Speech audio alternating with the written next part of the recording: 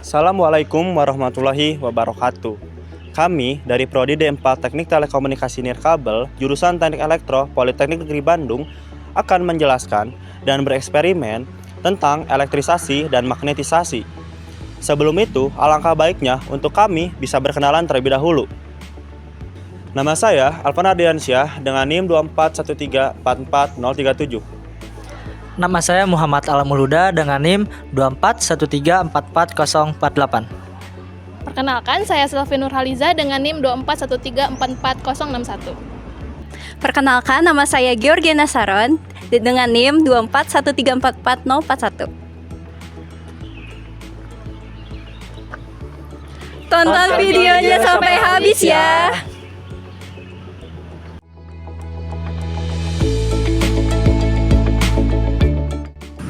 Magnetisasi adalah sebuah proses memberikan atau menimbulkan sifat kemagnetan pada suatu bahan, sehingga bahan tersebut memiliki kutub utara-selatan dan dapat menarik sebuah benda yang memiliki sifat magnet.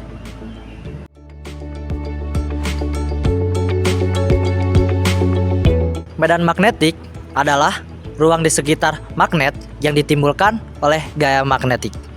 Medan magnetik juga dapat ditimbulkan oleh magnet tetap dan penghantar berarus listrik. Pada magnet tetap, medan magnetik dapat digambarkan oleh garis-garis gaya yang keluar dari kutub utara menuju kutub selatan. Pada penghantar berarus listrik, medan magnetik dapat ditimbulkan oleh sekitar kawat penghantar.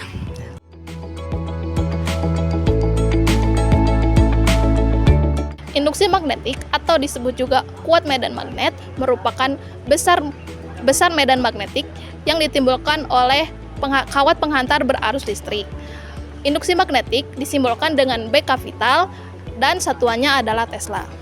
Lalu arah induksi magnetik dapat ditentukan dengan menggunakan kaidah tangan kanan, di mana ibu jari menunjukkan arah arus listrik dan 4 tekukan jari tangan kanan menunjukkan arah induksi magnetik. Jika arah induksi magnetik menjauhi pengamat atau masuk ke bidang, maka diberi tanda cross atau silang. Lalu, jika arah induksi magnetik mendekati pengamat atau keluar bidang, maka diberi tanda dot atau titik.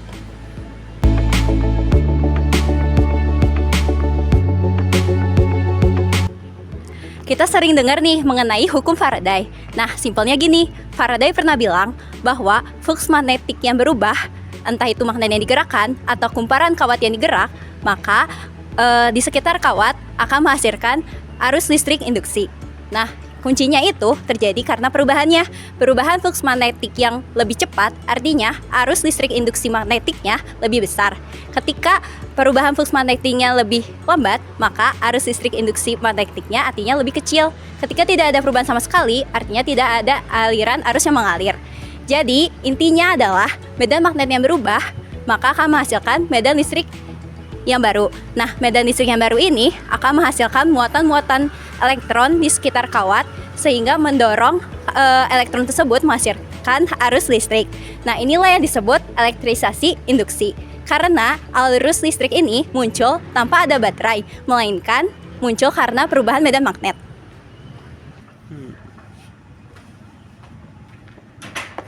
Lagi apa, Kapan? Ini nonton video, keren tahu. Gimana cara buatnya? Oh, video itu. Sini deh biar aku jelasin.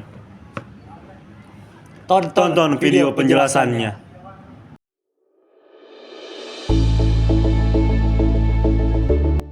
Di sini kita akan menjelaskan dan mempraktekkan mengenai elektrisasi dan magnetisasi.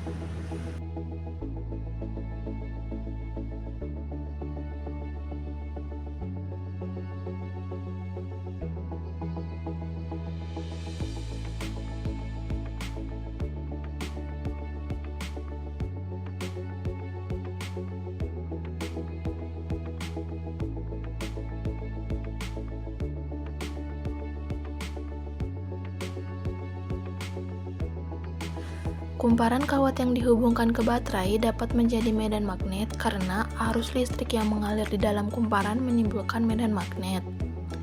Setiap muatan listrik yang bergerak akan menghasilkan medan magnet di sekitarnya, sehingga ketika baterai memberikan tegangan, arus listrik mengalir melalui kawat dan membentuk medan magnet.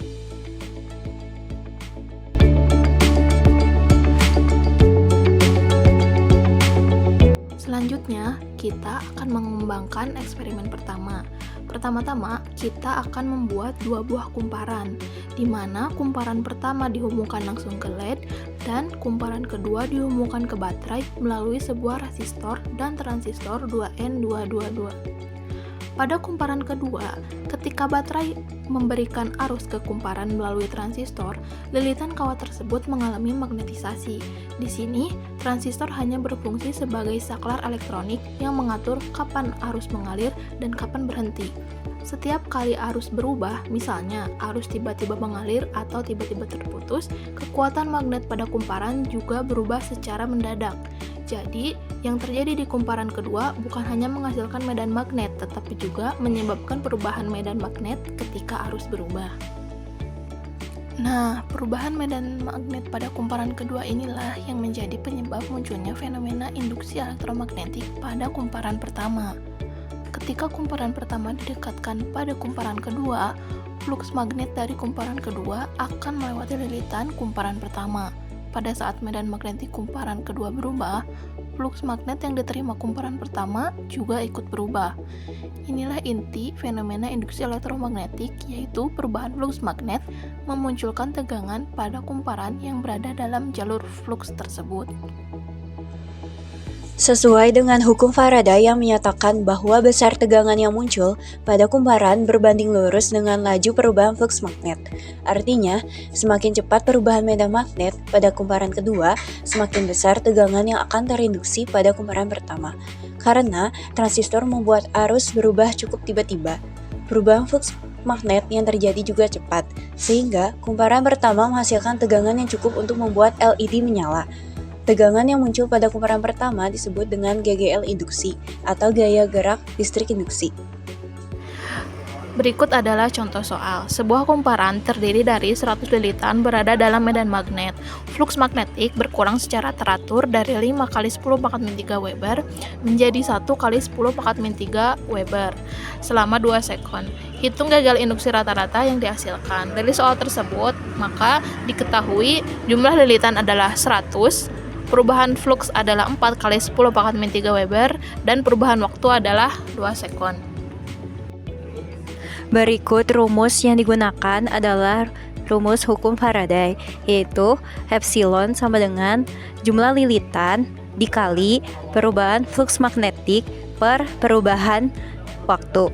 Maka penyelesaiannya adalah epsilon sama dengan 100 lilitan dikali 5 dikurangi 1 dikali 10 pangkat min 3 per 2. Maka didapatkan epsilon sama dengan 100 dikali 2 dikali 10 pangkat min 3, maka akan menghasilkan epsilon sama dengan 0,2 volt.